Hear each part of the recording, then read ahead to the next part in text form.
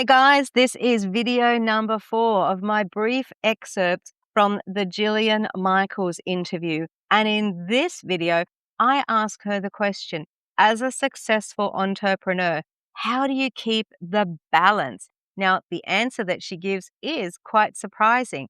And I'd love to hear what you thought about her answer. Do let me know. So, how, as such a successful entrepreneur, do you find a way of keeping that balance? You do have to make decisions. And what I mean by that is, when you see somebody who is very, very, very successful, more successful than the average bear, right? Has more money than the average bear, their life is probably not that balanced when it comes to work life. It probably isn't. And that's a choice you've got to make. Back in the day, it was like, well, don't come in on Saturday, or don't bother coming in on Sunday if you're not going to show up on Saturday. And that was just the American grind. It was just, that's the work ethic. That's how you got to be successful. That's how you got ahead. Is it work-life balance? No. So don't expect to have the corner office or the CEO title or, the massive single family home in the most amazing neighborhood if you're not willing to grind. That's not balanced. It really isn't compared to the rest of the population. So that is the reality. You have to decide what matters most to you. For me, what I consider balance is, am I successful or successful enough, right? Is my health solid? Are my relationships solid? And if the answer is yes, well, okay, that's enough of it. I feel balanced enough. And what I try to do is prioritize 12 hours a week. I call it the 12-hour rule. So if you are getting 8 hours of sleep a night, you've got 112 waking hours left in your week.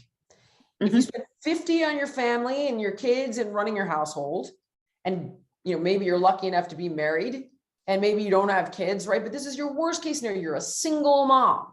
So if you spend 50 running the kids around, taking the dogs into the vet, getting the oil changed, picking up the dry cleaning, 50 hours and 50 hours on work, you're left with 12 hours. You need to schedule those 12 hours so that one appointment goes to a doctor's appointment every week, or, at least you're getting to the dentist once a month, or you get all your medical checkups in, right? You don't need them every week. So if one week it's the dentist and the next week it's your gynecologist, then it's maybe 4 half hours of training. And then it's okay.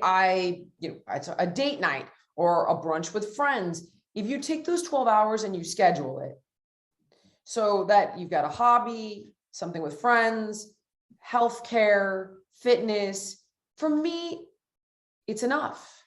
It's enough for me. And you got to decide what's enough for you. But I find that the 12-hour rule is nice for that bare minimum to keep yourself sane and healthy.